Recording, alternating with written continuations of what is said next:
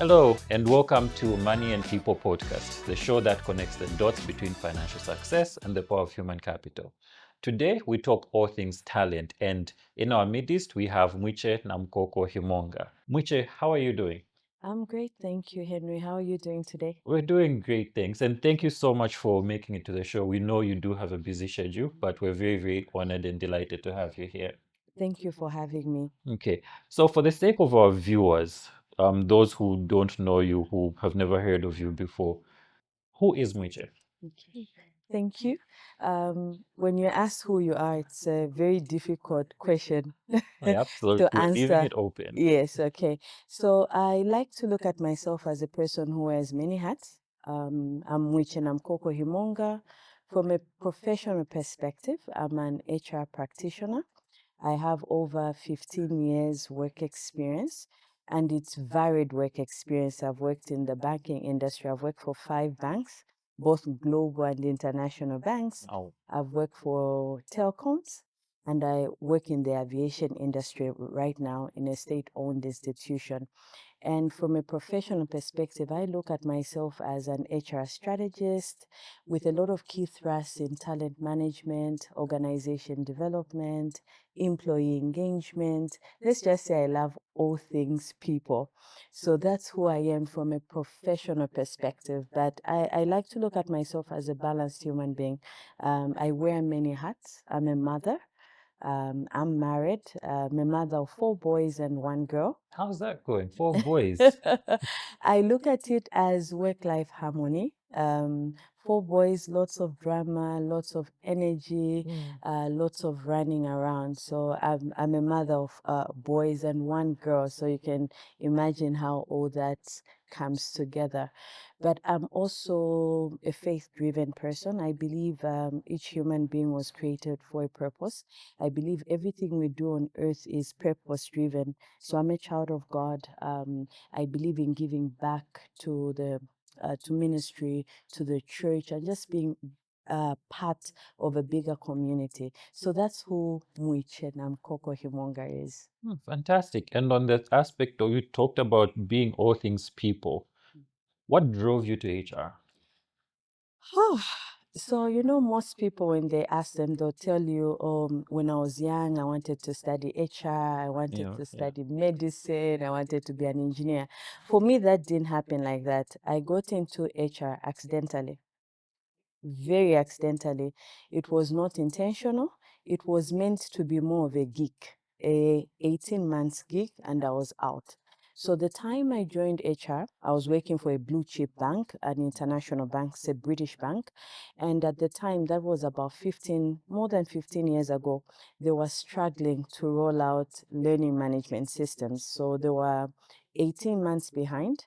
And so the director HR and the head of people, learning and development, they decided they'll get an IT person or a computer scientist just to help them roll out the learning management system and the competence-based system, and that's all they needed.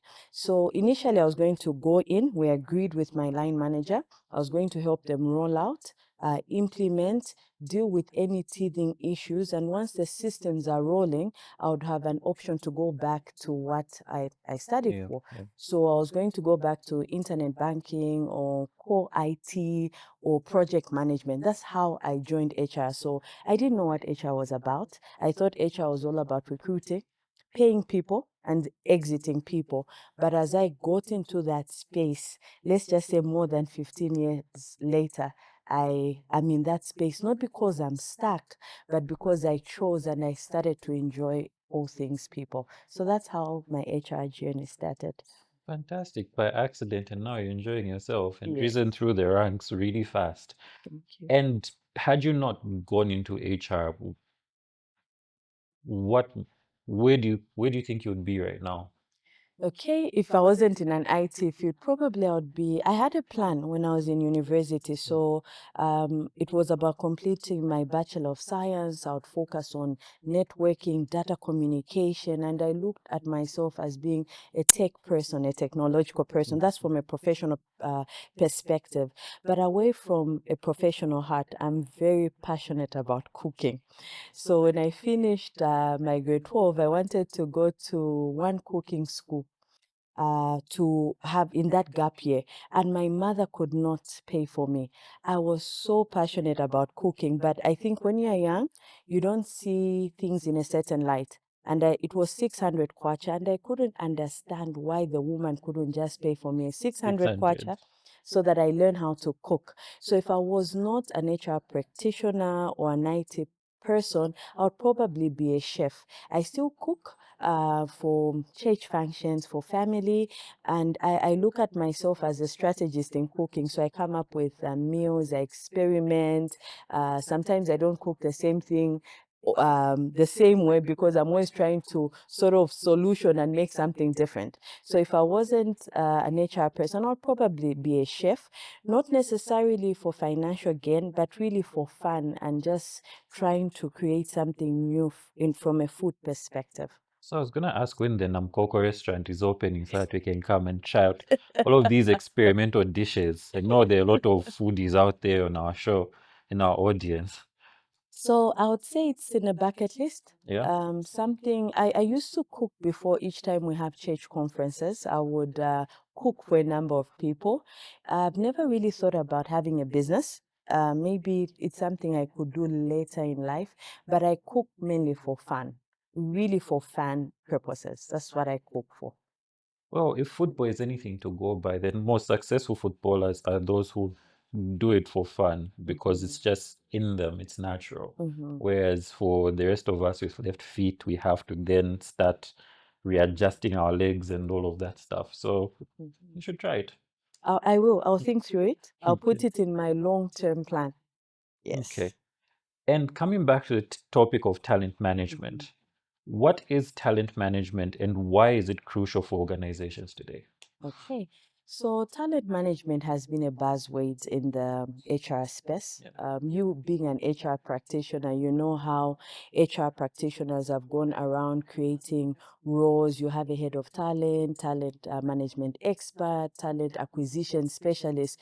So talent management is a concept, it's an HR discipline that is here to stay. And over the years, you notice that there's been a revolution, but the starting point of talent management is your organization strategy.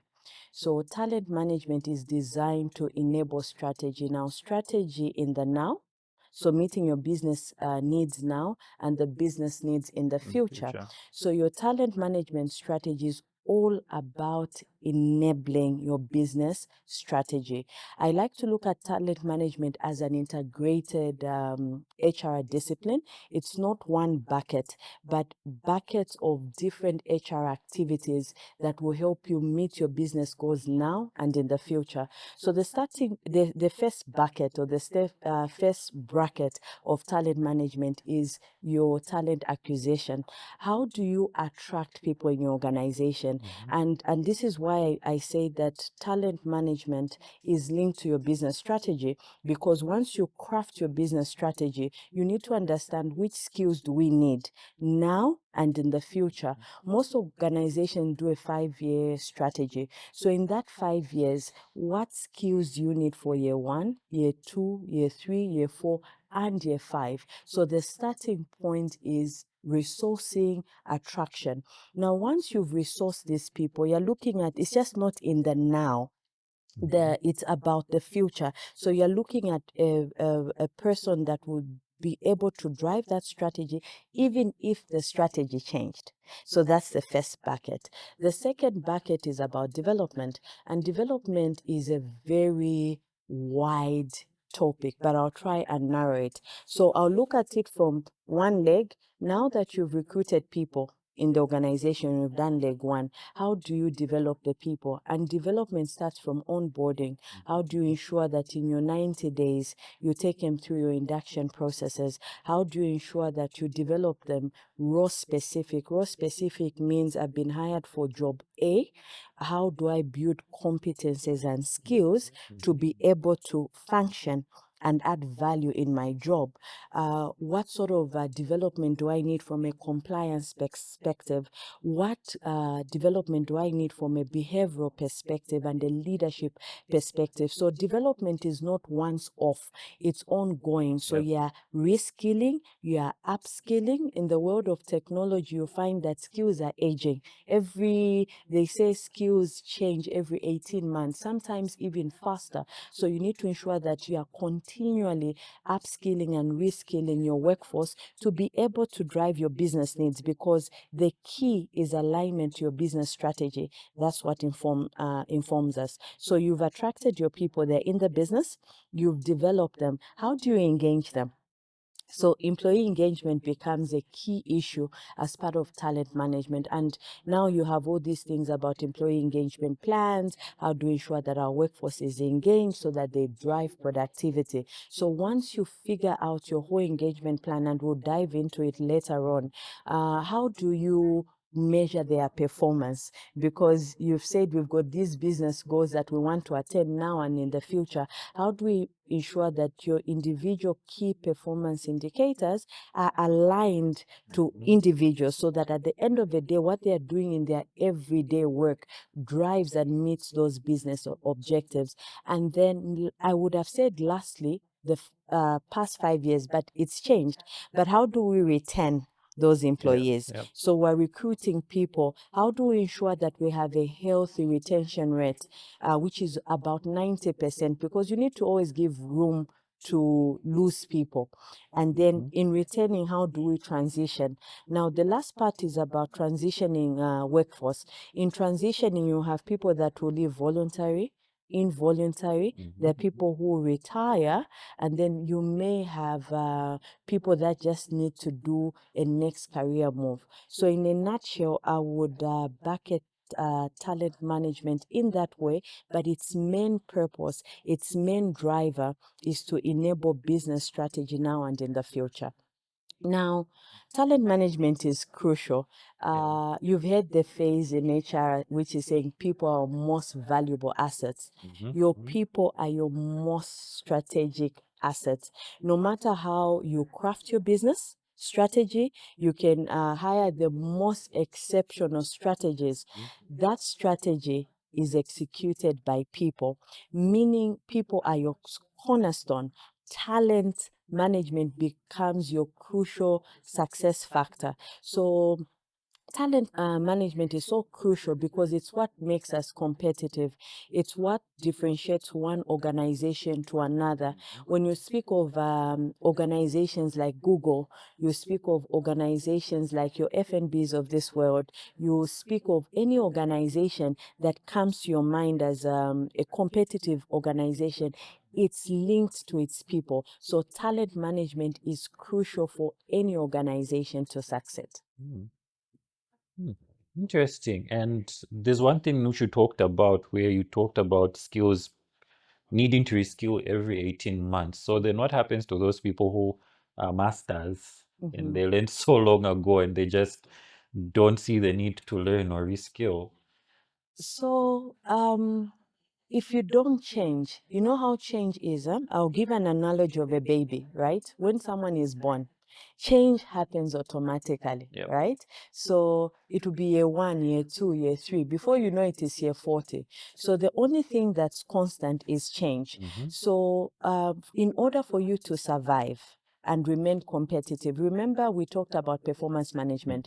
If you don't continuously upskill, reskill, and build yourself, the system will sort of exit you. Will flush you out It will flash you naturally. out. Yeah. And we talked about involuntary. So, in trying, one of the initiatives that we need to do from a talent management perspective is always link performance to reward, link performance to retention. And if people see that we're now, for instance, we're now automating, and what I used to do manually will now be done through a system, it will force people to upskill. And this is why I mentioned earlier that our retention rates should be about 90%, because 90% we're leaving 10% for the people that don't want to learn, Yeah. the people that don't want to adapt, and the people that don't want to change. So if you remain stagnant, the system will flush you out. Yeah, Yes. naturally. Yeah. And I think you see it quite a lot of time where, you have individuals at some point who are sort of superstars,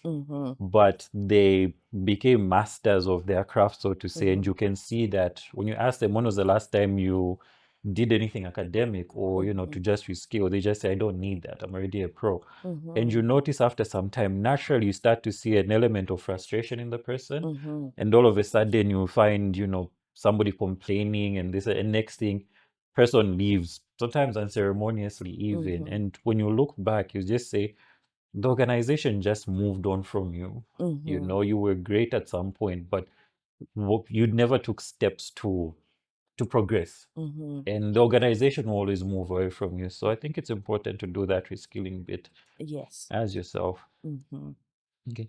And in terms of trends, what have you noticed to be the most significant trends in talent management? And what are these that organizations should be aware of? Okay, all right. So the world of talent management has changed. If I look at talent management 15 years ago, Yeah. and talent management now, it's changed. There are significant trends, and you would agree with me as an HR practitioner. Remember, talent management was just about, we talked about top talent, top 10 talent. It That's was, all. and it was like, it was a group of people, a select few. But then over the years, talent management is all things inclusive. Remember, I said talent management should be aligned to your business strategy. Now, what this means is then talent management is not about a select few. Talent management is about the entire workforce of an organization.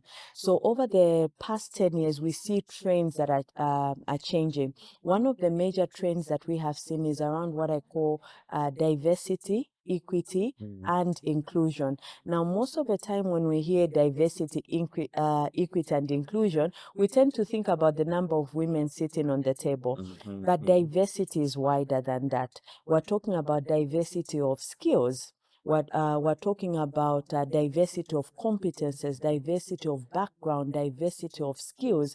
We're talking about equity. Equity not only from a gender perspective, but equity from an age perspective, because in the workplace now, with the baby boomer is exiting, we've got Generation X, Yeah. we have your millennials, you've got Gen Zs, and you've got a transition generation somewhere there. So how is the equity playing? Who is sitting at the table? And when you talk about inclusive, it's just not about ticking boxes, about the number of women that are sitting on EXCO, but it's speaking about an inclusive culture, inclusive leadership. It's all those sort of trends. So you see a lot of focus. Most organizations are coming up with diversity, equity, and inclusion teams as part of their talent management teams, just to drive that DE&I agenda. Another trend that we can't run away is around data analytics. The world of talent management has really changed. We need a lot of data to make decisions, and that now is speaking into AI. It's speaking into automation. You're seeing a lot of dashboards where you're being told the retention rate is 90%, or the employee engagement rate is 85%, or attrition rate. So all that information is being driven around data. It's being driven around analytics analytics, and underlying that is a lot of AI, artificial intelligence, predictive technologies, a lot of automation. So you see a lot of trend around those sort of things, and analytics. Another key trend that we have noticed is about employee experience. Now, in the past, it was all about customer experience. So we focus more on the external customer. How do we ensure that if you're working for a bank, from the time a customer engages in any of our platform, they have a wow experience. Yeah. But now we're looking inwards, and we're saying we're focusing on employee experience. So from the time, Henry, you're recruited, you're onboarded into an organization, your development, your retention, your engagement, your performance. So the entire employee life cycle from onboarding to exit, there's a key focus on employee experience. And you are now seeing jobs when being advertised. If you go onto LinkedIn, you see jobs as employee experience experts. Those are not jobs that we had in the past. No. Yes, yeah. It was about getting the job and get working. Your employee experience experts will say, how do we onboard you? How will your day one look like? How will your day two look like? How will your 90 days look like? So you've seen a lot of trends and a lot of focus on employee experience. And then there's also an issue of post-COVID-19 remote working and hybrid models. So COVID-19 pushed us into a space where we were forced to work remotely. But then now people are opting for remote jobs. There are people who don't want to come to the physical workplace. They want remote working because it works for them. It gives them flexibility. They don't have to worry about commute time. They want to have an international experience but still be in Zambia, while others want hybrid work models. So you've seen that the entire landscape of talent management has changed. There are a lot of issues in employee well-being, employee engagement that have now come up. And from an HR practitioner perspective, a people a practitioner perspective, a business leader, we need to think about all these aspects so that we're aware and we're also responsive. Yeah. Yeah. And in terms of working arrangements, from your experience working in different organizations, including Parastatal, which model do you think works best? Full-time office, full-time home? I mean, if you go to the States, there's this ongoing debate. Federal employees have been told to go back, but which model works best? Office, home, or hybrid? I would. And why would you pick your Okay. best? So there are a lot of factors. Remember, I said in the workplace, your baby boomer is almost going. I Yeah. think in Zambia, because normal retirement now is 60, Yeah. and then late retirement is 65. 65. Yeah. So when I look at remote work, hybrid working, I like to put it in the different generation gaps, right? If I'm a baby boomer and I'm 60, all I've ever known is The the office. physical Yeah. workplace. I want to come to the office. I know everyone from the security guard. When I walk in, I've got an exclusive parking space, which is labeled Mwiche, director of XYZ. No, I It's a never saw it. status, Yeah. right? When I walk and I'm walking in, they open the door for me and everyone will say, Bwana, madam, how are you? Someone will run and get a bag for me. So I wouldn't say there is no right or wrong, but a lot of how we prefer to work is one attached to our age, what generational gap we are in, which part of our lives we are in. If I'm in a season of motherhood, I'm a young mother, I'm struggling to find a house help, remote work will be much easier for me. It means I'm able to be more productive. I can still watch on my baby and I can still give back. So there isn't any right or wrong. So working in the physical space has its own advantages and disadvantages. I look at the advantages as you are able to monitor people from a performance perspective. You are able to put a face to a person. So I know Henry, I'll ask you, Yeah, how is yeah. your wife? How are you doing? How did you sleep today? And if Henry is going through something, I can pick that Henry is not looking himself Yeah, today. yeah. Has something happened?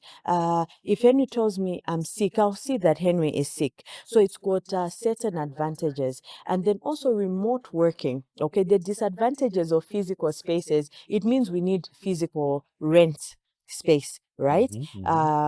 We can save costs if people are not working in a physical Yep, building. yep. So it's more cost effective from an employer or a business owner. And then if I look at remote working has many advantages. So your flexibility, where I currently work right now, I drive each day 32 kilometers to work and 32 kilometers back to work. That's 64 Ks a day. So it would reduce on my commute time, right? Yep. I prefer working at home. I prefer hybrid working because I'm more productive. If I start working at 8, all my children have gone to school. I'm basically alone in the house. Yeah. So I'm able to do a lot of work. I don't have people coming to my door to knock. I don't have disturbances, right? But on the downside, I'm working for an institution where technologically there are not so many platforms. I need to go back and sign something. I need to go back and engage. And I said I'm in a state-owned institution, meaning most of the engagements are physical. Yeah. So whether hybrid, remote, or physical, each of them carries advantages and disadvantages. For talent practitioners, it's understanding one, the different age groups in your work team, solutioning so that you find something that works better. There is no one size fits all, but it's ensuring that in your talent engagement practices, you create work models that work for you as an institution, and also looking at the technology you are at. How do you still engage people working remotely? So that's how I look at the different working model. There's no right or wrong, but it's choosing a model that works for your different age groups and still ensures that you are productive and achieve your business goals as an organization. Okay. Yeah. There's always been this myth to say people who work from home are lazy. They don't do any work. Like, how do you change the narrative? Myth buster. Yeah. So focus on results, not where people are working. So in remote working, it's very, very clear to focus on what the outcomes are. I'll look at it at outcome-based type of arrangement. So what do we need what are the results that we need to see on a daily basis or weekly basis and monthly basis? How you get the results is up to you. So I'm not for the narrative that remote working drives laziness, but it's also got on a flip side. And I'll give you an example. I once worked somewhere during COVID. Yeah. We all went home and we were able to work literally depending on the hours, maybe 8 to 7. But I called one employee back because once the employee was working from home, he was nowhere to be seen. I'll not reach him on phone. I'll not reach him on Teams. I'll not reach him on email. And so I had to make a hard decision and say, you are not going to interact with anyone. Come back to the workplace. So it can work for you if you understand your outcomes, you are mature enough, and you're able to take accountability. But on the flip side, there are people who want to be managed, who need to Who be need to be managed in the managed. Yeah. physical space. Yes. Yeah. So the rest should not suffer for somebody. The self-starters should not suffer for, the sort of inadequacies of those individuals who need to be told what to do, who need to be told you need to be working. Yes. Yeah. No, I mean, I also had a similar experience where I think the organization I was with became more profitable when work from home kicked in. I Nice. think the one complaint which we had, which I was remembering in Teams, was that individuals were more burnt out because they didn't know when to stop working. Yes. Because you have your desk there, you have your laptop right in front of you. In the office setup, 5 p.m., everybody's packing and leaving. But it's because it's at home, you'd hear people, I didn't realize it was 22 hours. I was working the whole time. So I yeah, I agree with you. I think you just have to focus on the results that you're getting, and there will be people who are not up to it. They need to be managed, and those people can sort of be called back. Okay. And you talked about, the boomers leaving. Could you discuss the importance of succession planning and how organizations can effectively prepare for future leaders? Okay, all Yeah. right.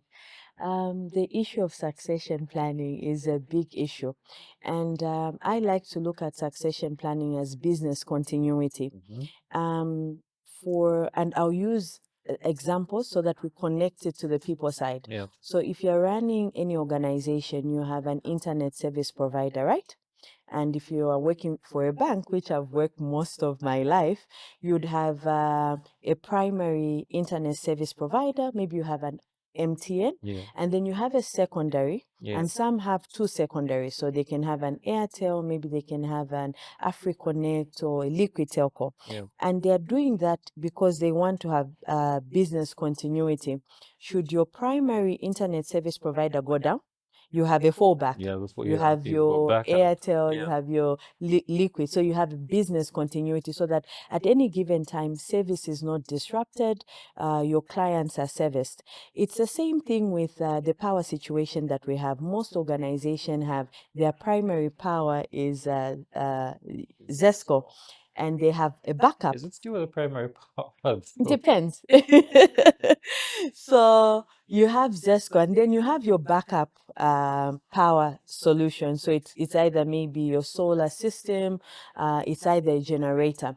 Now, I've noticed that over the years, we are very keen as either organizations or individuals to do our business continuity from either a system perspective. We have this disaster recovery sites should an act of God happen. Now, the same process we take from either system perspective is the same approach we need to take from a people perspective. Now, succession planning, I'll tell you what it's not. It's not a box ticking exercise. Most organizations, if you went there and they asked you, you ask them, do you do succession plan? They'll say yes. And when you ask them, how do you do it? You say, for the CEO, for EXCO, we have chosen successors. But each time an EXCO member leaves, they go outside. They still go and advertise. They go and advertise. And they've been doing succession planning for 10 years, meaning what are they doing? They're ticking the box so that when we come, you and I come and do a performance appraisal, you're a talent manager, and we have said, have you done your succession planning for EXCO? You would have ticked the box. Right? But succession planning, real succession planning is not like that. And to explain succession planning, I'll put it in buckets. The first bucket is succession planning for your leadership team, because your leadership team is your strategic team. So the CEO and his or her EXCO, right? How you creating that business continuity that you have people to run that business, right? I'll start with now and in the future, because we shouldn't just assume that if someone is MD, they want to be MD until the time they are 60 or the time they are 65. They can choose to leave voluntary because they want to do something else, or the institution can say this, the direction of the strategy we're taking. We do not think the skills and the experiences we'll have, you have the leadership to be able to take the business to the next level. So in succession planning, you first need to ensure that from a leadership perspective, you have an immediate cover. So if Henry are the CEO, and Henry on that day, you don't wake up feeling too well, who is your immediate cover? The business, the clients we serve shouldn't know that Henry is sick. So you know that loans won't be approved, this won't move forward. So for each leadership role, from the CEO and the EXCO, we should have an emergency cover. The day you're not available for 1 day, 2 days because you have an emergency, we need to have an immediate cover. And if Henry now decides, I don't want to do this anymore, I've gained enough experience and I want to start my own business, and Henry has given us 3 months notice, do we have someone who is ready now? Right? Henry Do we have can also die. Yes, you can also die. Yeah, you can also die. So do we have someone to cover who is ready now when Henry leaves? Ready now, it means between 0 months now, right? Do we also have someone in the immediate term, and do we have someone in the long term? So succession planning means that for each exco role, you have an immediate cover, emergency cover, you have a ready now successor, ready in the medium term, and ready in the long term. And before I speak to the development aspects, I'll go to another place that us business leaders usually neglect. We're so fixated with doing succession planning for the strategic team, which is great because they drive the strategy. They are needed for that strategy, right? They do the strategic aspects. But there is a certain group of individuals that fall in certain roles that are called critical roles. Now, these critical roles for your business strategy, their impact in delivering that business strategy is high. I'll give you an example. If you are working for a bank and your 70% of your revenue comes from agribusiness, you now drill down and find out which roles bring this revenue. It will be probably your head of agribusiness. It will be your relationship manager agribusiness. And when you then look at their impact on I'll put it an access impact on delivering that strategy, it's high. Then building the competences, I'll look at it as XY metrics. Building an agric RM takes years. It's not something that I can just flaunt an advert and I'll be able to get that agric RM. No. So that critical roles bucket needs succession planning. God forbid if people who are in there or resign, it means your very business strategy will not be attend. Your 70% is gone. Your 70% is gone. It means in that financial year, you're going to make losses. So you need to do succession planning for your critical roles. You also need to do succession planning for your core roles. From the banking sector, you find that retail businesses, retail banking, typically in a commercial bank, they account for about 20% of the revenue. Okay, a relationship officer, a relationship manager, a personal banker in a retail space, the skills are not so complex, right? But their impact, right, on revenue generation in the retail space, it's high. So you also have those core roles. So you need to have a succession plan, and then away from the roles that have a high impact on your strategy, you have your specialist roles. You are talking about AI. You are talking about automation. There are people that their roles don't have direct impact on revenue, but they're a key enabler, right? Yes, HR is a key enabler. So you need to then harness. How do you harness? How do you ensure that your tech people, right? The people that are offering the platforms, the people that are offering the technology, the people that are doing your CVM, your analytics, giving you trends. How do we ensure that that is going? Because that data, that intelligence, the systems, it's what's enabling the people that drive the strategy to succeed. So when we're talking about succession planning, we're looking at key roles, we're looking at critical roles, we're looking at core roles, and we're also looking at the specialist roles, so that whole synergy is working. And earlier I mentioned that succession planning is not about ticking the boxes. It's about real things. It's about looking at, when we look at your matrices, we look at bench strength. You've been doing succession planning for 10 years. Who is ready now? And when the job comes, are you going to advertise it? You've been saying that I'm ready now. If I'm ready now, why are you taking me? Why are you advertising the job?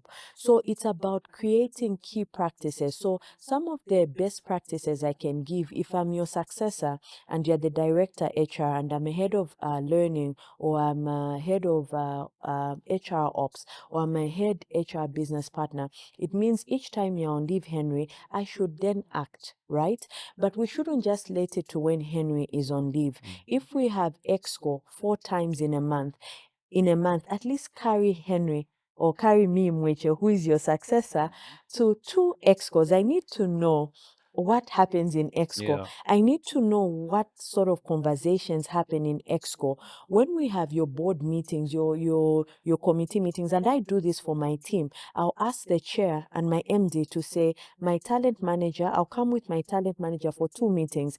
I don't want the day I'll fall ill and there's a committee, then that committee has to be Yeah, postponed yeah. because Mwiche is not there. That's lack of succession planning. So in a quarter, it means every quarter, the people that are ready now, the people that are ready late in the medium term and in the late, I should carry them with me. And then when I'm doing development plans, you need to then now start developing me to equip me for that future role. So succession planning is very key. It's deliberate, and we need to ensure that it's done across buckets.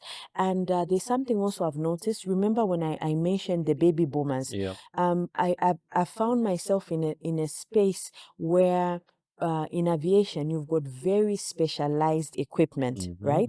There's one guy and he's 55 and he's been driving this equipment for 30 years and no one else knows how to do it. Wow. So succession planning means go to even the bottom rows, whether you're in mining, whether you're in aviation, whether you're in banking. What are those specialized systems? You shouldn't have one guy leave and he's the only guy that can operate on a system. So succession planning it needs to be deliberate, it needs to be conscious, it needs to be not only for HR practitioners, but for every business leader, every manager. You need to ensure that you're creating that succession planning very deliberate. Yeah.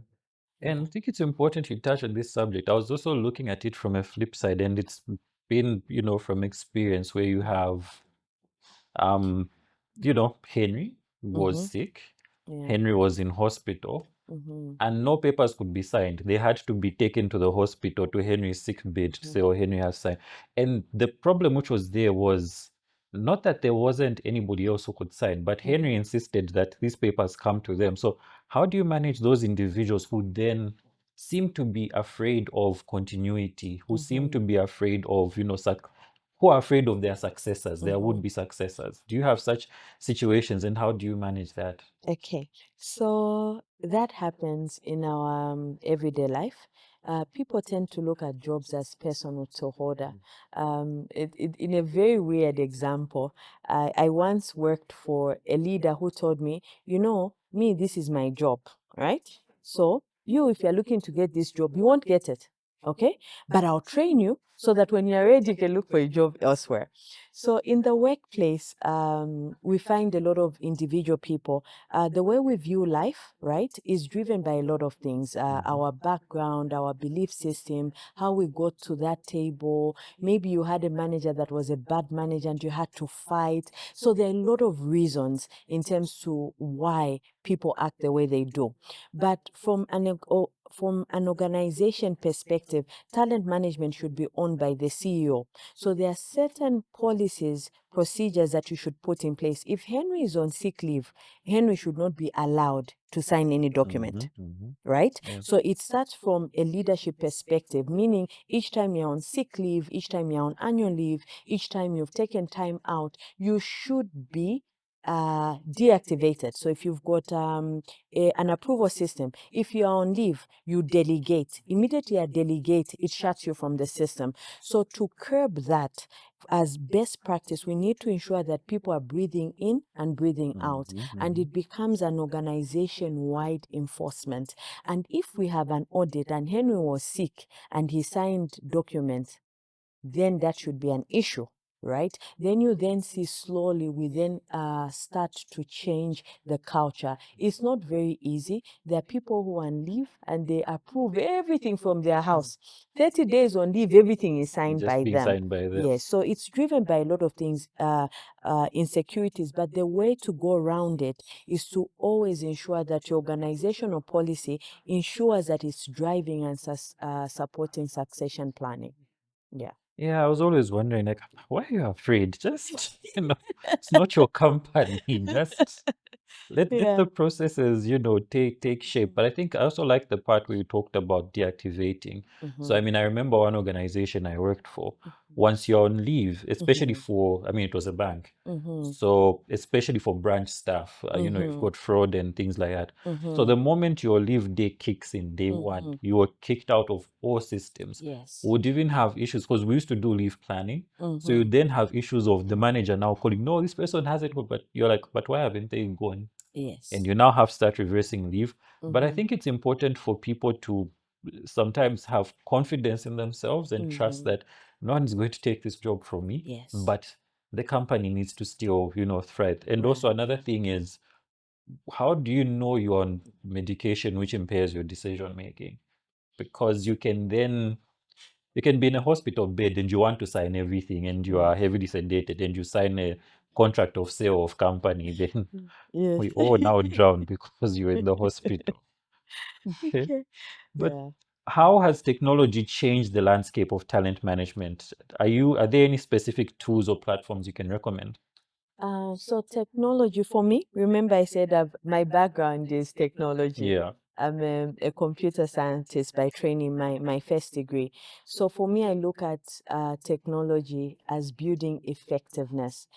Technology is something that all HR practitioners and business leaders should embrace. Right? So one, it brings about efficiencies, and I would like to put it, I like using buckets, right? Yeah. I've seen. Yes. The first bucket is your HRIS system, your human resource information Yeah. system, right? And your human resource information system, I would describe it as a house. It houses all your employee data. So it will house when Henry joined the organization, what his role is, what his grade is, what your education is, what your performance ratings have been, have you moved, and everything. So there are many HRIS systems, and this HRIS system, one, enable us to make decisions faster. Remember, we had talked about the trends, data-driven decision making. When all information about employees are housed in an HRIS system, it makes decision making much faster, the turnaround much faster. Yep. So the starting point is having an HRIS system, and this will house all the data. There are many HRIS systems. Oracle, for the most years, has in Zambia, most organizations use Oracle systems. Other people call it My HR, and they customize it. We also have Workday. Yeah. As an HRIS management system. There's also SAP. SAP has an enterprise resource planning system that has an HRIS module. There's also what we call Dynamics. Now, with HRIS system, it's all about finding a system that works for you, that meets your requirements. I don't like systems that make you manually automated, meaning you have a system and each time you need to do something, you still need to mine still- data, you still need to You navigate, take it to Excel. you and take then- it to Excel, you take it back, it's got no dashboard. So it needs to work for you. And now we had mentioned that talent management is an integrated process. Most of these systems then have different modules. You find that you have a recruitment module that helps you with recruitment. Traditional recruitment is very hectic. It's long. If I advertise for a job right now, there's a job we advertise, and we had 2,000 applicants for that job, and we only needed 10 people. How do So you you sift can, through? yes. Now, so if it's being done manually, how do you streamline? How do you ensure that when you reach 100 and the 2,000 applicant Henry is the best candidate? So with technology, it helps you to now do that manual process faster. It then does the shortlisting for you, picking out the turnaround, the key elements that you're looking. So it will tell you from these 2,000 applicants, this is the best 10, this is the best 5, this is the best 20. So it then ensures that it streamlines your recruitment processes. So certain recruitment modules are embedded in your HRIS system. There are also recruitment modules like LinkedIn recruitment. They've got a brilliant recruitment module, and you can use LinkedIn Recruiter. So it uses the entire. You can create a job. you can post that job, and then you can customize it to an area. So it will then look through the LinkedIn database and zero it into the people that meet Yeah. the job specs that you're looking at. And then from an employee engagement module, there are many employee engagement modules that you can use either to do your surveys, either to do your analytics and come up with engagement models. Even talent management. I remember when I first started doing talent management, we were using Excel and Word. I would get everyone, put their data in Excel, put their performance ratings in Excel, try to find out the past 3 years, have they moved, and it's manual. But with now technology, most of the Oracle system have got a talent module. You can identify, you can pick the potential, you can put them in boxes if you're still using the 9-box grid model, but there are many models for identifying talent. So there are many systems. So whether from a recruitment perspective, there are learning management systems. Your learning management systems can stand alone or can be embedded into your HRIS. There are systems like LRMG system. I think institutions like FNB used to use it, Yeah. and I think MTN. And then we've got Cornerstone. Cornerstone is a brilliant learning management system. I've only used it in one British organization. It has both technical training, it has leadership development training, it has Harvard Business Review training modules. So there are a lot of learning management system. But the key with systems are supposed to help efficiencies, right? Improve your turnaround time. Unfortunately, also make you more productive. That means that you have to lose people. So where you had 10 trainers, you don't need 10 trainers. You Anymore. need just one person that can train but also develop content. So you can use a wide range of technologies, from recruitment, from development, from training, from employee engagement, from statistics and databases. And most of the HRIS systems now have these embedded modules. And when you are purchasing them, they'll ask you, do you want a module for talent management? They'll ask you, what talent management framework are you using? Are you using the balance scorecard? And then they'll start plugging in. And most of the technologies that we use from a people perspective, they can still be built on top of an existing system. So the key is to just ensure that you figure out what you need to enable you, build efficiencies, and the tool is the letter. It's the method. It's like when you set out to cook on shima, the objective is to cook shima. How you're going to cook that shima, that's a tool. So whether you're going to use an electric pot to cook the shima, or you're going to use a bimalu to cook the shima, the tools will determine, but your base has to be set. So that would, in a nutshell, that's some of the technologies that I would speak to from a talent management perspective.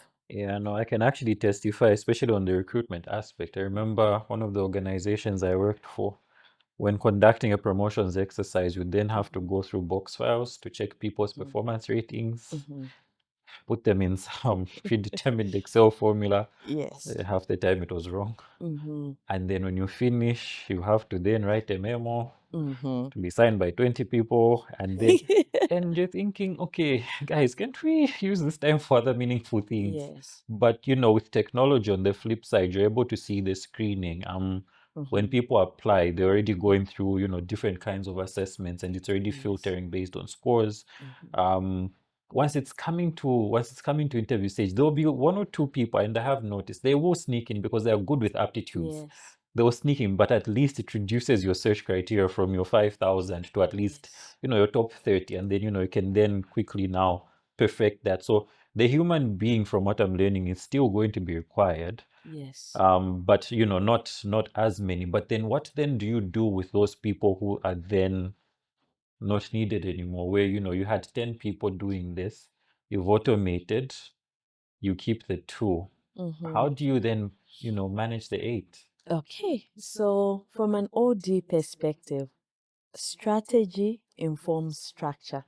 So when your strategy is a digital strategy, unfortunately, some of those drastic changes that will happen, there are people that you need to retain. in the role. So you had, as I mentioned much earlier, how I accidentally got into Yeah, HR. yeah. So that organization that I joined, it was under HR in the bank, and we had what we used to call the L&D department. Yeah. Now, the L&D department, we had 16 mandatory trainings, right? So we had anti-money laundering training, compliance training, ABC, anti-bribery and Yeah. corruption, Counter for CFT. Yeah. CFP, you had we had so many. Being a British organization, British people are big on compliance. So 16 mandatory trainings. We had 10 trainers that were just recruited to go around the country biannually to ensure that employees are trained, right? And then they are also certified, meaning they will administer the test. So they will spend 2-3 days in class, administer the test, they would mark and then post on a database, and we're ensuring that we keep those records for compliance. But then the strategy changed and we went digital, right? We didn't need 10 people anymore, right? So in your strategy will inform your structure. So if your structure changes, you don't need a trainer now. You need a multi-skilled person, that one Yeah. who develop those online modules, administer them, and follow through. So you then look at the people that you have, right? Where can you possibly place them in the business? Okay, can you absorb them? So then you look at what skills do they have, what knowledge do they have, what existing gaps do they have, do we redeploy them? So for that particular 10 sets of people, others were taken to business partnering roles, right? So because this is a transition and it was a hard change. Come this date, this was done. This is done. So Yeah. yeah, so other people went into payroll because there were gaps. Other people went into business partnering, but there are also people that you find they can't work anywhere. They can't be placed somewhere else. With that, we then need to separate, and it's a mandatory separation because the role doesn't It exist. doesn't exist. So Yeah. you then need to come up with strategies. How are you going to fill up the new roles that have come in? What do you do with the existing workforce? Do you redeploy? When you can't redeploy, unfortunately, you need to exit. So in deploying technology, you have to have a proper people engagement plan and exit plan as well in place. And then with the exit plan, you also have to account for money, because sometimes we say Henry can't be placed, right? Henry has only been a trainer. He's not done recruitment. He's not done payroll. He's not done anything. He's just been training anti-money laundering training. We can't take him anywhere. And Henry has been in the business, in the bank for 20 years. So we have to also plan for the financial aspect. We need to pay Henry out because we do not need Henry in the organization, because our strategy does not align, yes, to what we need to do. And in doing that, we need to be very careful, because we live in a landscape where people know their value and they know their worth, and they also know their rights. So you need to prove that Henry's job has really changed, and you need to also prove that Henry cannot do this new digital role, cannot produce content, cannot develop modules, cannot do the new things that you want him to do. Because Henry will take you to labor office and say, "Mwiche doesn't like me, so she changed this role, but this role has pretty much remained the same." I was just being targeted. Yes, I was being targeted. She doesn't like I'm her me. success. Yes. So you need to really think through. But unfortunately, we can't run away from the fact that skills will age, the strategy will change, and unfortunately, at a certain given time, would need to let go and transition. And remember, in my definition, I said 10 years ago, we used to say retention only, but now we bring in to the definition transitioning. Transition. Yes, how do you transition your workforce to drive your new strategy? So also, I guess the learning point for the individual is circles back to what you were talking about, the constant reskilling. Yes. Because also, and sort of trying to be, I know a lot of people, even when organizations launch their strategies, they don't read, but usually your 5-year strategy will tell you exactly where the company wants to be. And if you're curious enough, you can see where conversation is going, Yes. and either start planning for your exit because you're saying, okay, I won't be needed, or start repositioning yourself to say, how do I become, good at this? And are there any other departments aside from HR where I can actually Yes. function? So I think it's important for employees to be curious as well, read the documents, understand what's happening. There are all those town halls and meetings where, stand up, ask the right questions so Yeah. that I could almost say be selfish, so that you Yes. know where the company is going and you know how you fit into the bigger picture. Yeah, Okay. that's true. Yeah. That's very true. And in terms of artificial intelligence, how do you think overall it's affecting the end-to-end talent management? Management. Yeah. For me, I'm excited with Yeah. artificial intelligence. Human learning, predictive analytics, efficiency, turnaround time. I look at AI as a game changer. All right. Because, traditionally when we automated, I'll give you an example of recruitment. It was just about shortlisting, right? Ensuring that those 2,000 applicants, the system, the technology ensures that it gives you the best, not the best candidate, but it gives you what meets your Yeah. descriptor, right? But with AI, it now goes further. It tells you who is Mwiche. Where has she worked? Mwiche has worked in banking. She's worked in the telecom. Mwiche wants to go and work in a mine that has 8,000 employees. Using AI to tell you Mwiche will struggle, right? Yeah. So AI goes the extra mile to enable us to make decisions, right? If I go to a place like, for instance, Zesco, it's got over 8,000 employees, and I go to be an HR director. I've only been an HR director for an institution that has 150 people. I will struggle, right? Can I do it? Yes, but my journey will be much Be harder. much harder than somebody who's taken a similar path to what they're Yes. looking for. Yes, Okay. yes. So AI for me is an enabler. Talent management experts should not shy away. It changes your game plan. It improves your efficiencies. If you leverage on AI effectively, whether it's from a recruitment perspective. And an interesting insight. I was in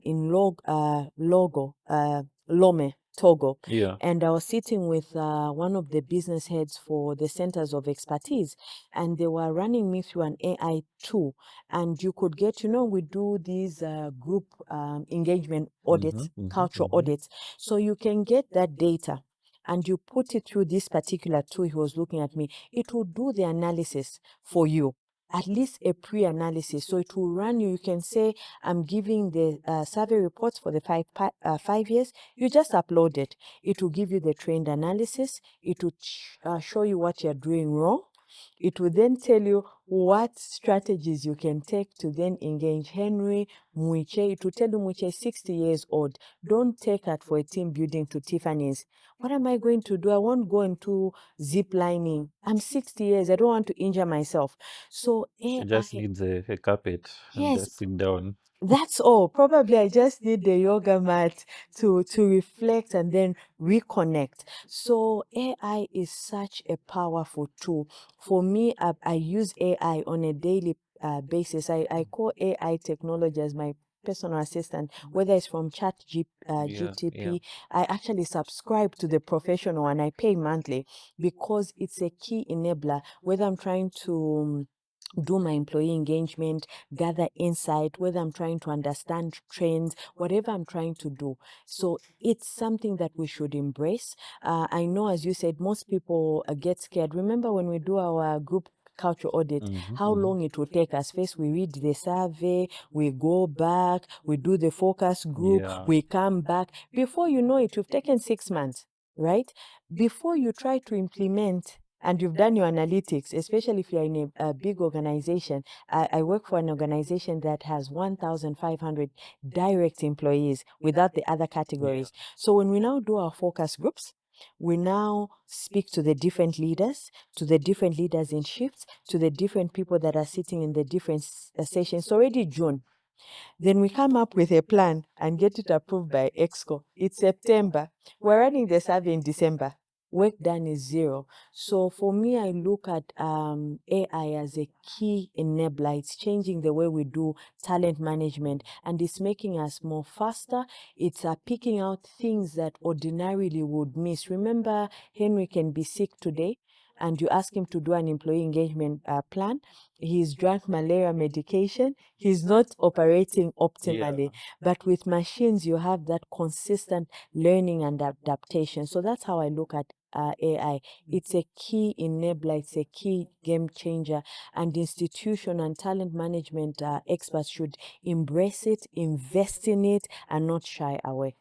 Nice. Yeah. And what role does employee engagement play in talent management? Okay. And how can organizations foster a more engaged workforce? I think I saw recent surveys. I think most organizations, almost globally, they were looking at, they're at about 33% in terms of engagement, which is very low. So how do you turn that around? So, engagement is very tricky.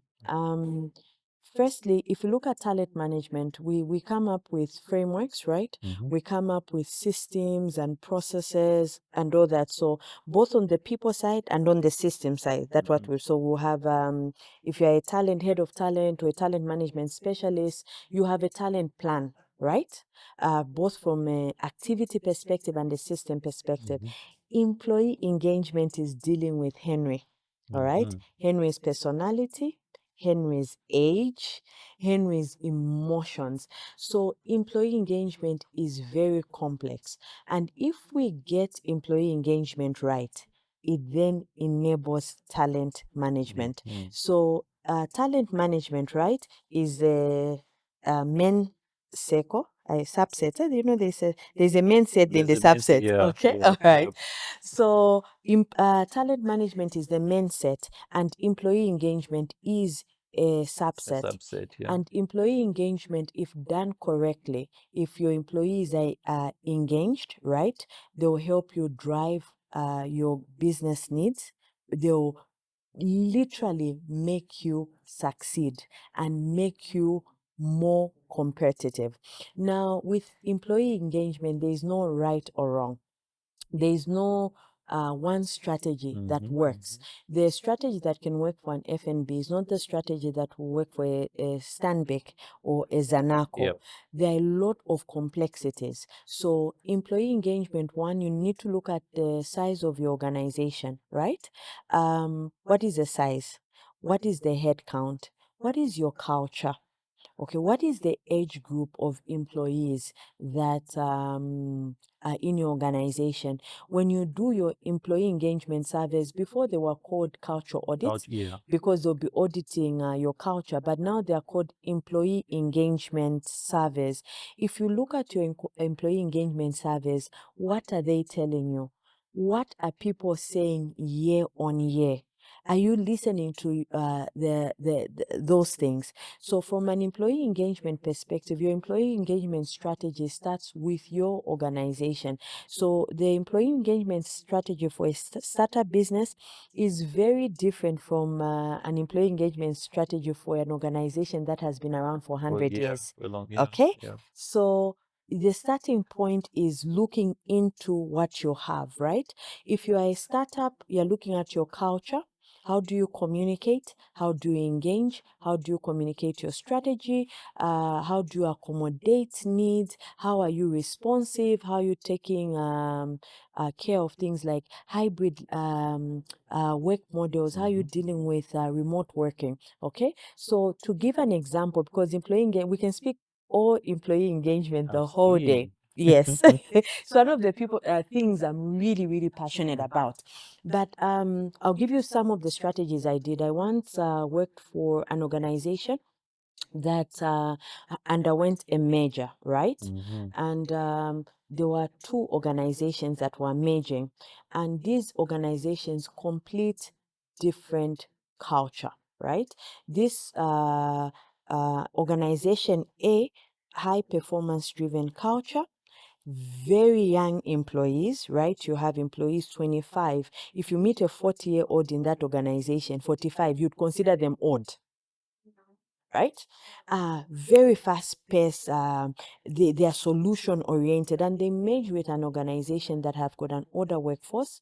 They've got a very leisure fair attitude, They've right? made it in They've life. made it in life. They come in at 5 and they know they come in at 8 and they knock off at 5. They take a 2-hour lunch, and then when the two organizations merged, right? The organization A thought these people are very lazy, right? And the bad part is organization A, the REM was lower than Than B. organization B, which had people that seemingly looked uh, laid back, or for a lack of a better term, lazy from this Yeah. perspective. So one of the things we notice is the attrition rate, organization B dipped, right? Because they found these people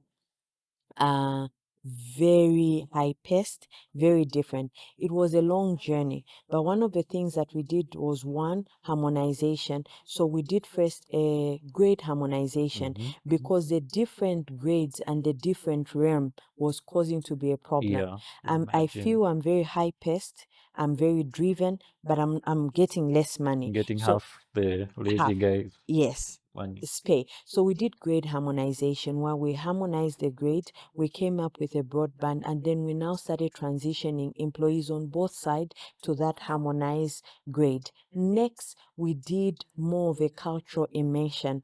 Organization A was a West African country. Organization B is a Southern African country. But what can we learn from Organization A that drives them to get results? But then everything is not cutthroat on every Yeah. day. Yeah. There is life and balance. So how can we still get results and still have the balance that people from organization B are coming from? Yeah. So we had to do a lot of cultural transformation, get culture experts. We had to do a lot of assessments. We had to do a lot of team synergies. That's the first organization that I got a culture expert. You worked with Nankonde before. Yeah. She Yeah. did. She's great. She's awesome. Yeah. We did first starting from EXCO, we did the 4 Clarity D. And because that EXCO was now a combination of Organization B and Organization B, the teams lower were Organization A and Organization B. We did structured team building with the aim of driving team cohesion, knowing that, look, I operate like this because I look at things like this. And I'm also doing this because I'm in organization A and I'm a red, and you in organization B are a green. So we did that whole journey, and this is why employee engagement has to be very organization specific. This is why I can't come to you, Henry, and say, Henry, please give me your employee engagement strategy so that I implement it. It won't work because it's not one size fits all. So employment engagement strategy should speak to the things that are happening in your organization, the things around your leadership, your culture, performance management. It's all inclusive, but better still, engage people based on where they are from an age perspective. And I say this because in my team right now, I've got very young people, but I've also got people that are 55 and above. So my employee engagement team, I told them as HR, every quarter we need to have team building. But the team building, each one should have its own agenda. The first one we had was a structured team building. The agenda was to drive team cohesion. So we did 4D clarity, knowing yourself, Yeah. knowing others, and knowing the organization to enhance. Then the next one was about driving teamwork, right? And we had a different facilitator. This organization that has a lady called Tafadzwa. Oh yeah, yes, Yeah. yeah. Okay. Productivity something, but Yes, yeah, productivity. Tafadzo, she's becoming a household name. So Yes. we don't even need to remember the name of Sasa or something. yes, Yeah, yeah. yeah. And so they helped us with, those activities that show us that I need Henry. If Henry is not here, I will not be as strong. Yeah. But if I hold Henry's hands and the next person's hands will be a stronger team. And after that, we met at Tiffany's, and the team had then planned activities after they structured the activities with Tafazwa's team. And then people were doing zip lining. They were playing pool, and I noticed my staff that were 55 years and above sit on one corner because they can't do zip lining, right? They can't do those activities. So employee engagement is being wary about the different people that are on your team and organization, and how do you appeal to them. And worse off in the night, the younger people on the team wanted to have drinks and they were That's dancing. team building. And the old people were just like, okay. So I told them, after supper, it's fine, you can go. So you need to be also very conscious about the different age generation and the ages, and create employee engagement that meets me as an individual, meets me at my age, meets me at the point of my career. So employee engagement it's responsive. It's not in the black and white. It's very dynamic. It's meant to drive your strategy. It's meant to address people issues. It's meant to attend to those things that you're struggling with in your organization. And for you to be effective at employee engagement, you need to be in the ground. You need to be with the people. You need to understand what they are saying. You need to know what's working and what's not working. Yeah. No, and it's Yeah. great you talked about team building because I noticed there are a lot of companies that advertise team building, but when you see what they do, it's like they just go and play games, and it's like, why are we engaging you to just take us for games?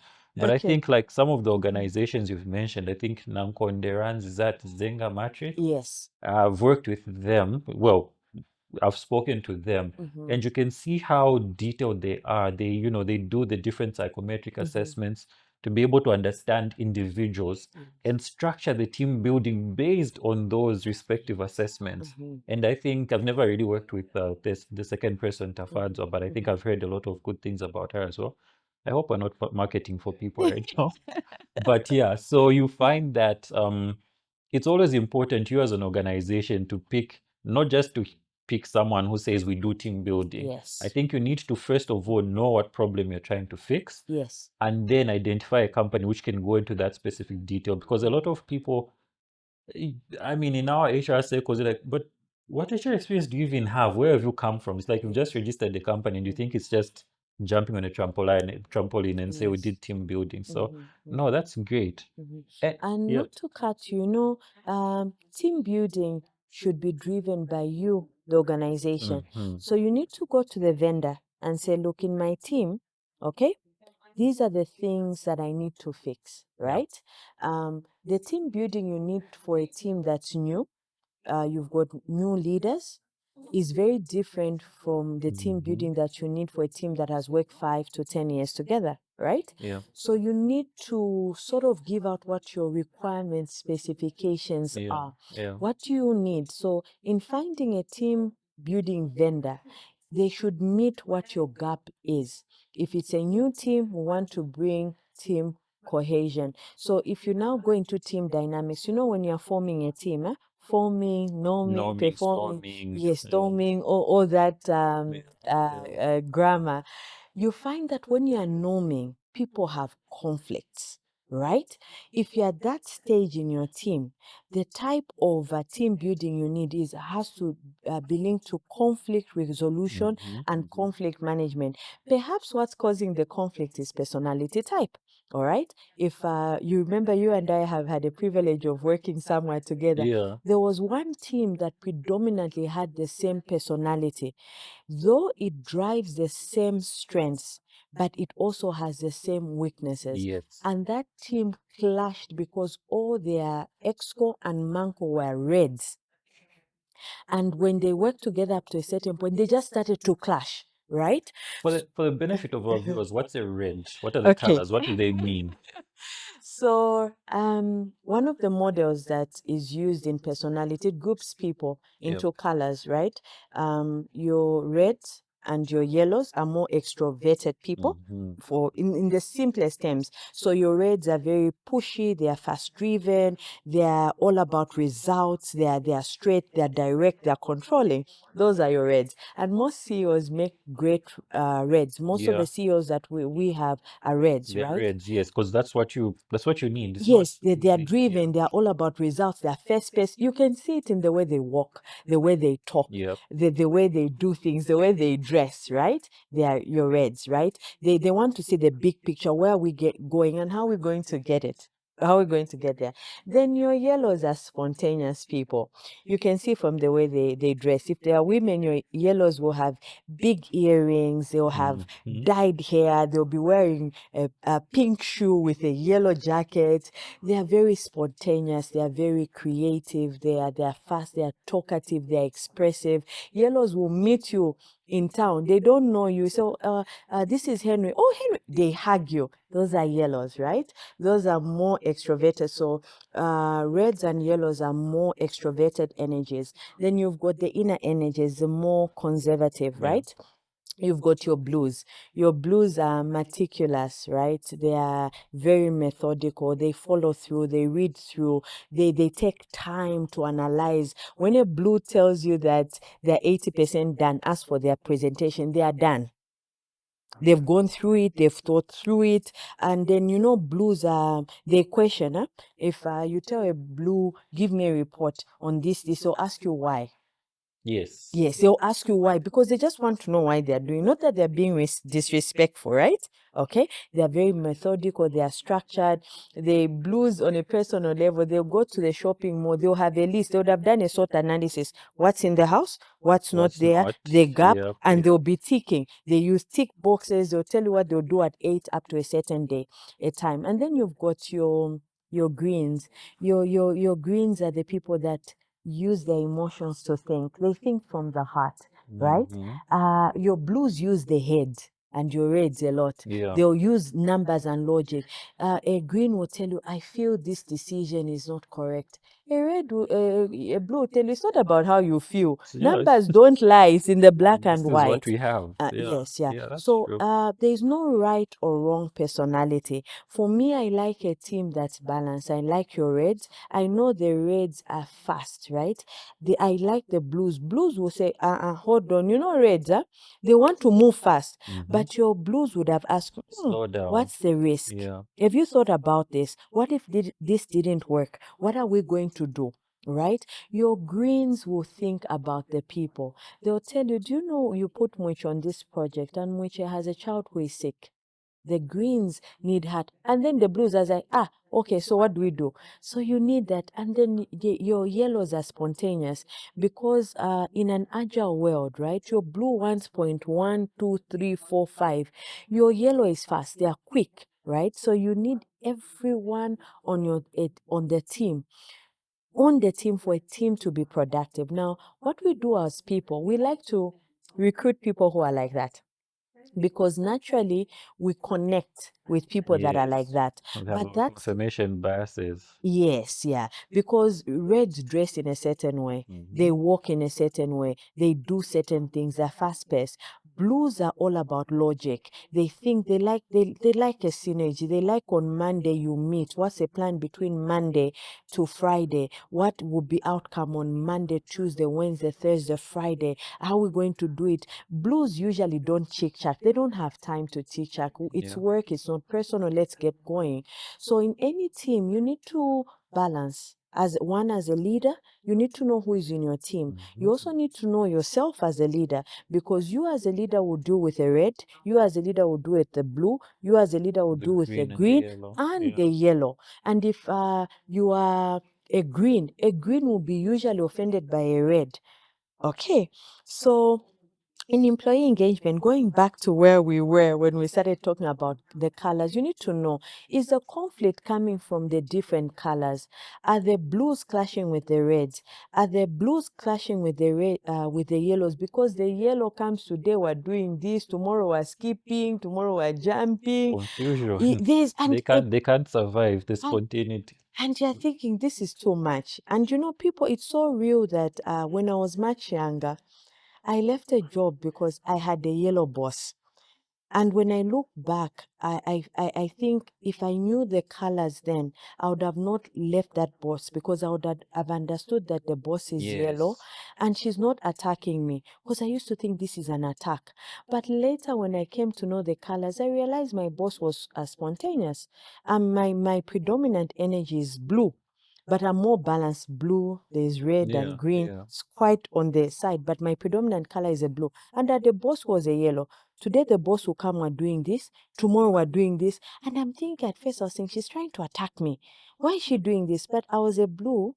I'm still a blue and she was a yellow. What I needed to do was know how to learn to work with my boss, meaning manage upwards. How do I manage a yellow? And how do I also build flexibility so I'll still have my plan? But when the yellow says, now we're going to eat at Eastpark, I should quickly reorganize, go to Reorganize, eat yeah. at Eastpark and come back. Yeah. Yeah.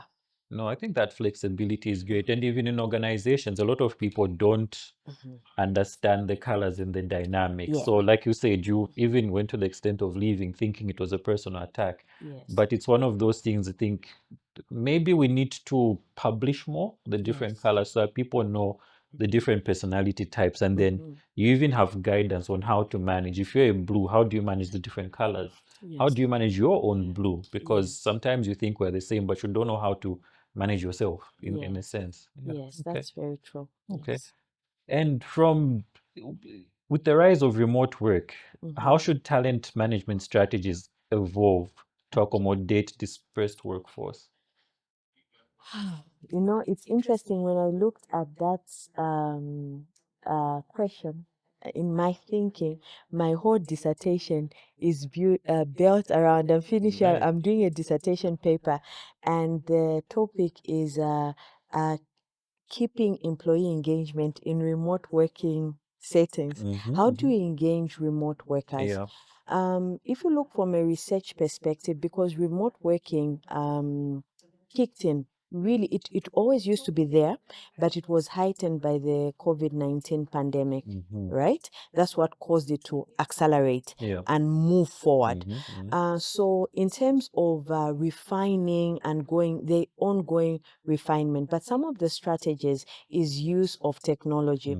When you implement remote working platform, you always need to ensure that you've got collaborating tools that connect the teams. One of the things that happens in remote working is people tend to feel isolated. So imagine you log on to your computer, it's 8, you've not checked in with anyone, you have no meeting, you feel alone, and all you are limited to is just pushing emails, pushing technology, responding. So in remote working, it's all about leveraging of collaborative tools, and there are many collaborating tools. Teams is a Yeah. collaborative team tool that you can use. You can use it to set meetings. You can use it to chat. There are other collaborative uh, tools that can allow you. I was recently I was with the CBU tech team, and they have this document management system that allows two people to remotely work on a live document Oh, together, yeah. right? So remote working is about using collaborative tools to ensure that people are working together, having deliberate engagements, right? Check-in sessions with your managers, feedback sessions with your managers, connecting not only with your managers but with your peers. How do you connect? So you need to come up with a whole framework to engage employees in a remote working setting using technology, right? And there are so many strategies, but the most important thing is to ensure that people are not lonely, they don't feel isolated, they don't feel because I'm working remotely I'll then be passed on a promotion because no one knows me. No, yeah, Yes, yeah. no one knows Henry. Henry is one guy that's just sending It just emails, gets and things that's done. all. Yeah, so you need to literally replicate the traditional work space into a digital one using technology. So that's all about. So there are many technologies that will cause you to have breakaway meetings, breakaway sessions. There are technologies that will leverage off virtual rooms where you can have conversation, you can have virtual teas. And the most weird one that I've ever participated in is a virtual party. Yes. Yeah. So Yeah. during COVID, we still needed to have our party. So what we then did was send everyone money. They bought their supplies. We used one of the technologies. We used Team, and we all were supposed to have our family. So we had our cameras on, or people was, oh, is that your son? Is that your daughter? We ate, we drank, we clapped, and we celebrated. So it's That's nice. all about being innovative to ensure that people are connected and engaged. Okay. Yeah. Nice. And in terms of measuring success, what matrices or KPIs should organizations use to measure the success of their talent management initiatives? Okay. There are many matrices, right? Yeah. But with matrices, what I see over the years, over the 15 years, sometimes we do matrices just for reporting. That's true. Matrices are meant to help us with decision making, right? So remember when I defined talent management, I said it has an aspect of attracting. So we've deployed technology. We're using AI. One of the technology is time to hire. Since we've done this, has it reduced? That's one simple metric. If you've invested in technology and you're using AI and you're still taking 6 months to fill a role, what is that telling us? Did we buy a wrong technology? Did we manually automate? Right? So that's one of the matrices we can use. Another matrix you can use in recruitment is what I call rookie turnover. A rookie is a newbie, a new joiner. If someone joins within 12 months, actually they say rookie turnover 12 months is 12 to 18 months. If your new joiners resign within 12 months, what has caused them to resign? So rookie turnover then says, is it that we hired someone and they don't align to our culture? Is it that what we saw them vis-a-vis what they got from an employee experience perspective didn't match their values? Is our value system not working for them? Our employee well-being programs, are they not aligning to our personal values? So that's also one of the matrices that we can use. From a retention perspective, we look at your retention rate. What is your retention rate? Is your retention rate 50%? If it's 50% and you're saying you've implemented succession planning, you've got employee engagement, you've invested in training, you're reskilling, you're upskilling, you're taking people everywhere, but you can't retain employees, what does that say? What's driving that? Are you giving solutions that don't work for your employees? Because as I said, is it that which as head of talent went to Henry, who is a colleague, to ask for his engagement plan that's working for him and doesn't work for me? So then that will tell you something.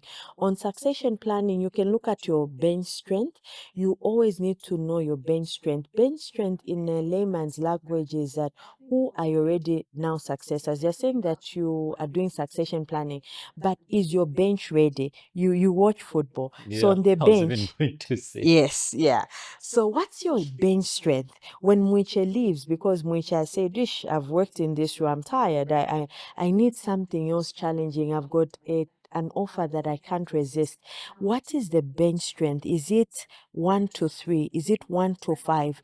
And over the years, how has that bench strength been? Is it just 1? If it's 1 and it's 10 years, is our succession planning Is it really really working, Yeah. right? Yeah. Another metrics from an employee engagement perspective is your employee engagement rate, right? Are your employees satisfied? So each year you go to the CEO and say, we've done this survey, our bottom 3 areas are leadership, communication, people engaging, strategy. They feel people are not paid, and then this is our budget. We're going to move people from the market medium to the 90th medium, and next year your engagement score dips when you did XYZ. Is it that you didn't understand the needs? Is it that you prescribe the wrong things Mm-hmm. for the Mm-hmm. people? So all those, so the matrices are many, but the key issue is around you paying attention to those matrices and ensure that the matrices go back into your HR plan, your matrices go back into your EXCO table, and your matrices drive decision making. Okay, no, that's fantastic. And in terms of ring fencing, how can organizations best retain and lock up their talent? I've smiled bigger than I should. So if you look at from 2019, there has been a concept of, you've heard about, it's called the Great Resignation. Mm-hmm. Mm-hmm. um, Employees now are resigning no matter what you can do. Now, does that mean we shouldn't do anything to retain staff? No, we should have deliberate retention strategies. Now, your retention strategies evolve around a lot of things, and I'll put them in buckets. I love Yeah. buckets, right? Your retention strategies can be around reward and compensation. Others say around comp and benefits. Yeah. Yeah. Remember when we talked about the succession planning, we said there's a leadership bucket, there's a critical skills Critical bucket, skills bucket, there's a yes. core skills bucket, and your specialist skills bucket. You can then say, look, for us to retain talent, for all our EXCO team, we'll pay EXCO at the 90th market percentile. So we'll look at our industry. You've done your market survey, right? And we're going to, for us to retain, we're then going to pay this group of staff, our leaders and our critical staff, at the 90th to even the 100th percentile of the market, Yep. to be able to retain them. But then it's just not about monetary. What are we going to do to engage them? What are we going to do to develop them? Where are we going to take them? I've seen organizations that actually take their EXCO team to Harvard, to Stanford. They take them to the London School of Business. So it's a whole strategy. So retention starts from both hard and soft. From the harder parts, your compensation and benefits. From the softer parts is issues of engagement, issues about attractive recognition. How do you recognize? How do you celebrate? What sort of bonuses do you give? Do you wait for the entire head to give me at the pat at the back? I work for an institution that had the kudos system. Yeah. Okay, Yeah. each time Henry did something for me, it works like Facebook platform, right?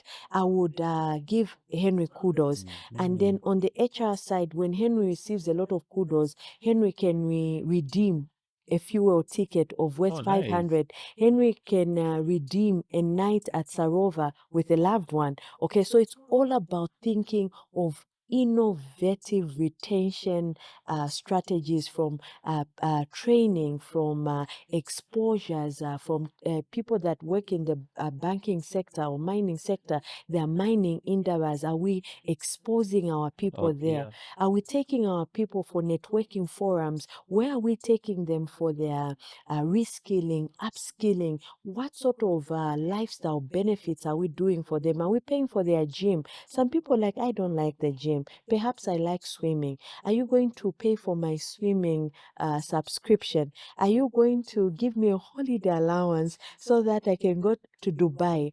So all retention strategies are no longer traditional strategies. They need to be responsive. And it even speaks to the people that are coming in the organization. Remember, I talked about Gen Z. Yeah. Gen Z is not interested about pension. Having 45% of pension, that's for you and I, right? No, they have their own, I mean, they have their own goals and desires. And Yes. what I've been learning about Gen Zs is the boomers and the millennials try to impose themselves on them, their ideologies. But the Gen Zs are saying, that's yours. Yes. We also want to be treated that way. And I think from my observation and research, that seems to be the one big source of conflict between the two generations. One trying to impose their ideals on the other individual. And they're saying it's just that the millennials kind of like sometimes used to say, okay, yes, it's okay, we'll take it. But this group is saying No. no. No. So don't hate them because they're saying no, understand Yes. their needs and see how you can work together. I think Mhm. that's what I'm learning about Gen Zs. And that then speaks into your retention strategy. So, what's your retention strategy for a baby boomer? Remember, a baby boomer is still in the organization. What retention strategy is there for your millennial?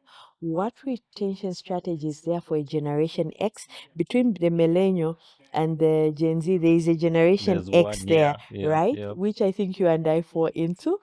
What is your retention strategy for your Gen Z? Because it's not one size fits all. If you tell me at 60, someone comes into the organization, I recruit them today, and they're 23 years, and they're telling me when I go into a pension fund, you give me 25 percent of my of 25% from the employer and 10% for me as an employee. Honestly, I don't care, right? I don't care about 60 because I'm a Gen Z. I care about getting a I BMW. want a BMW. I want a Mercedes Benz. I want to go to the Maldives for my holiday. So, how do you then create retention strategies that are more responsive to the needs of the different employees, right? If you are hiring a baby boomer and you say, I'm going to give you a 3-year contract at 45% of your gratuity, hey, the baby boomer and the millennial They'll will take take it, it one right? time. Anytime. But the Gen Z is not looking at staying with you for the next 3 years. 3 years Yeah, is yours. that's too long for them. 3 years is yours. Yeah. So retention strategies, I would say, be responsive, be agile, be dynamic, understand the workforce dynamics, and then create your retention strategy to meet the different generations of people that you have in your organization. Just on that, I just had one quick ask. How do you then manage the consistency? Because you have the three different generations, Mhm. the multiple generations, and the one you then categorize, say, these Gen Zs will be sending their bonus will be Maldives. This guy will be this. How do you then manage a scenario where one is not jealous of the other? Okay, so alternatives, and in Zambia, we haven't done it very well Yeah. compared to even places like SA. So you'd have your base benefits, right? So base benefits are things like medical, insurance. You Yeah. have the mandatory NAPSA. Yeah. So you can create base benefits, right? And then you then do options that then employees pick on an option plan. I once attended an employee summit where they were teaching us how to do benefit structures, and then you create these different buckets, and then Henry will come and say, look, in bucket A I want this, and in bucket B I need this, and then you then give Henry the power to choose. Now that's quite a lot. It's a lot of work, right? Yeah. And most of us like vanilla HR, like vanilla banking, right? We want the simple things, but if we continue doing the simple things, we will not retain the stuff. I don't want to lose my Gen Z that's agile, that's able to use AI, that's dynamic, that's responsive, because I'm not able to do an incentive that will take them to the Maldives or enable them to buy a car. So that means we need to rethink the retention strategies we're doing, but also allow people the flexibility. So remember, your Gen Zs are growing. Huh? In the first 5 years, they'll pick Maldives, they'll pick BMW. But in that 5 years, there are things happening. They've acquired a wife. Next, they've acquired a baby, right? That option is no longer looking good. Yeah. We should then have that flexibility to say, look, I want to go into this scheme. This scheme gives me enough security and I can then build a house. Yes, so it's about flexibility. It's no longer traditional, it's agile. It's all about agile retention plans that responds to the needs of an organization. Okay, that's fantastic. And in terms of leadership, what advice would you give leaders looking to improve their talent management practices? Okay, so leaders have to firstly, and I did, as we've been speaking, there are certain challenges that come with talent management, right? One of them is aligning your talent management strategy to your business Yeah. strategy. So business leaders need to align their talent management strategies to the business strategies so that your talent management strategy is not going this way and your business Exactly. strategy is going this way. What tends to usually happen when you have a 5-year strategy, your talent management strategy has to be front loaded. And I'll give a very simple example. If your organization is on a growth trajectory, they want to grow the business maybe by 20 to 30% and it was a bank or a business that thrives on sales, it means in year one you need to front load recruitment, right? But what we do, you find us as business leaders will hire 5 in year one, Mhm. 2 in year 3. No, it can't work. So my advice to business leaders is ensure that you align your talent management strategy to enable your business strategy. Best practice entails that between your first and second year, your talent management strategy is fully implemented over 5 years. The consecutive years, it's fine tuning, Yeah, it's just clean. Yeah. reiterating. So you need to front load your talent management strategy. You can't now start trying to retain remember, talent management speaks into strategic workforce planning and it speaks to OD. You Mhm. can't now start saying that these critical skills, let's retain them in year 5 that are your key enablers. No, Good they one. need to be retained in year one. So first of all, that alignment needs to be done. Our business leaders need to be aware of the talent shortages and the complexity of skills so that they make talent management strategies that meet the talent shortages but are also responsive to the different generations that are in the workplace. So those are the 2 words of advice I would give to business leaders. I hope they're listening. I hope so. Yeah. Yes. And what do you foresee as the future of talent management over the next 5 to 10 years?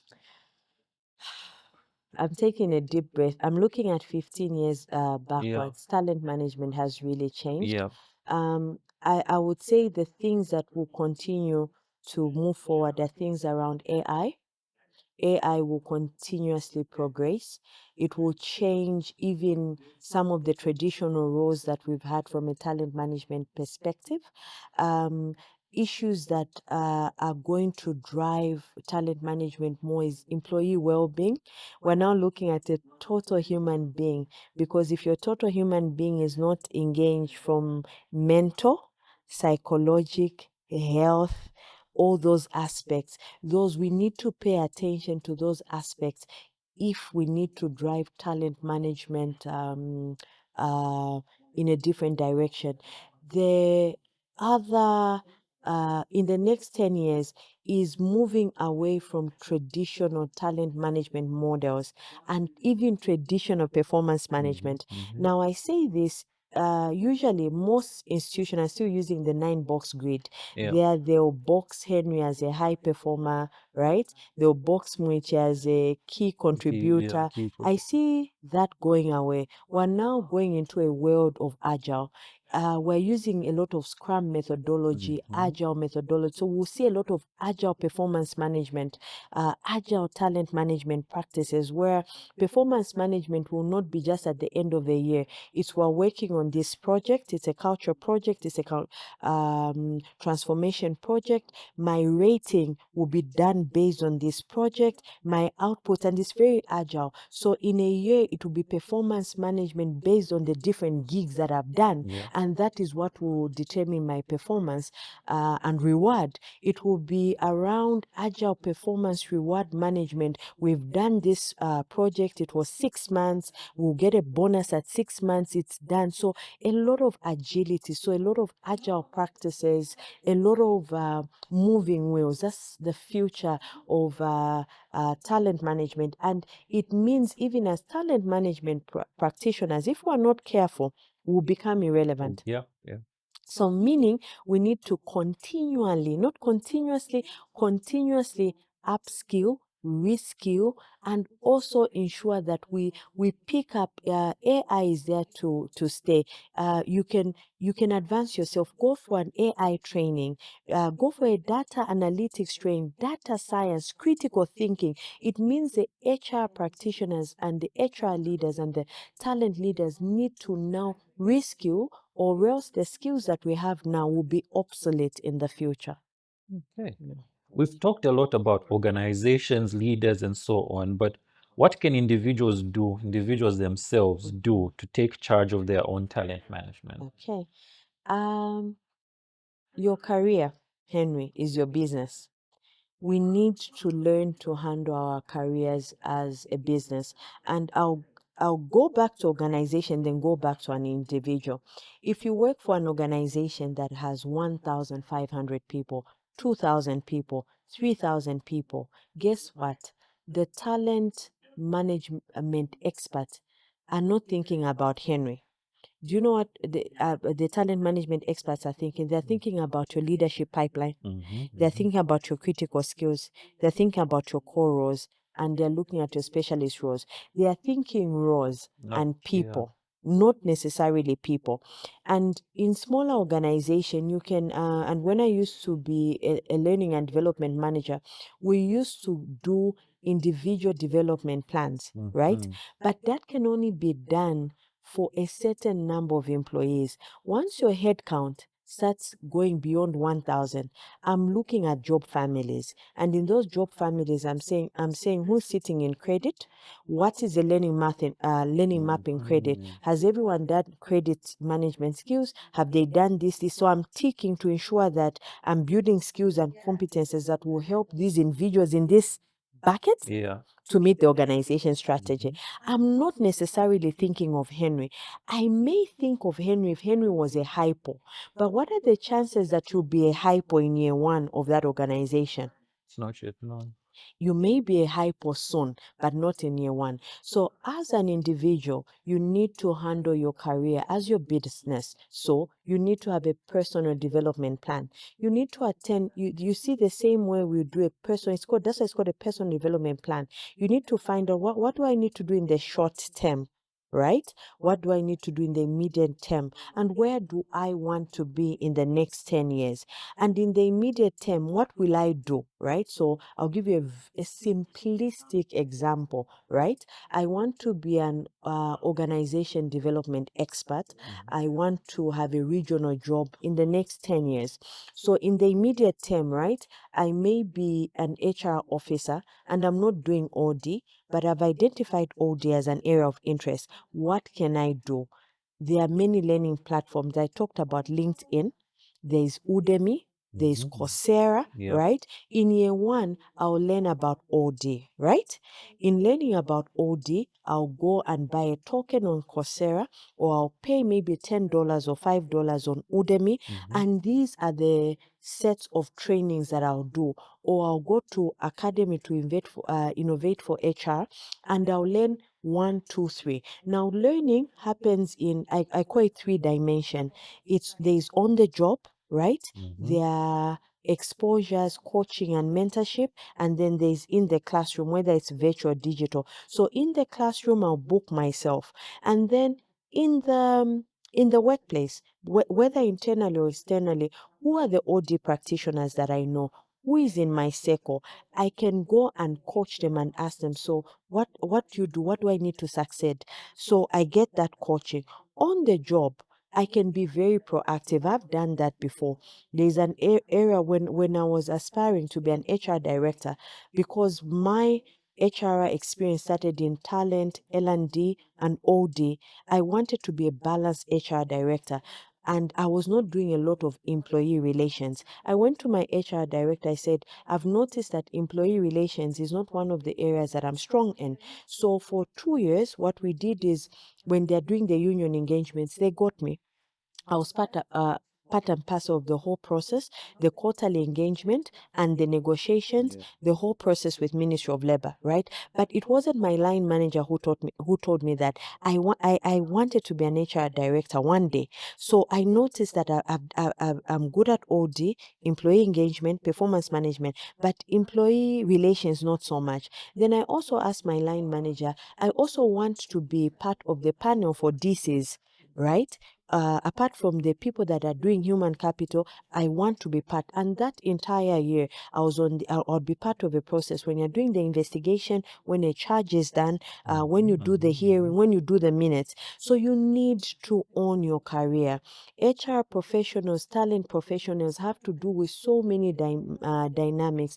They have to juggle so many balls. And sometimes they are not zeroing in on you, not because they don't like you, they just have got too many conflicting priorities. So you need to take charge of your own development. You need to balance it out. What do you want to do from a professional perspective? What do you want to do from an education perspective? When will you do your master's? When will you do your certifications? When will you enroll yourself on a mentorship programs? When will you get a mentor? So you need to own your own growth, and you need to be deliberate. You need to measure it. Everything else we do for organization, you need to be able to do it for you as an individual.